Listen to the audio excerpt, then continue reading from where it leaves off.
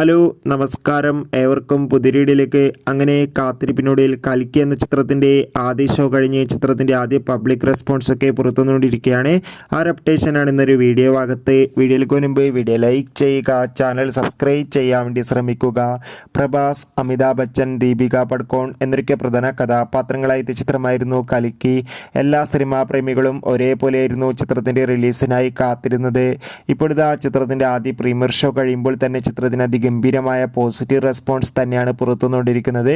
ചിത്രം കാണുന്ന പ്രേക്ഷകരെല്ലാവരും ഒന്നടങ്കം പറയുകയാണ് കൽക്കി എന്ന ചിത്രം അതിഗംഭീരമായ വിഷ്വൽ ട്രീറ്റ് ആണെന്നും ചിത്രത്തിൽ പ്രഭാസിൻ്റെ അതിഗംഭീരമായ മാസ് ആക്ഷൻ രംഗങ്ങളൊക്കെ കാണാൻ വേണ്ടി സാധിക്കുന്നുണ്ടെന്നും.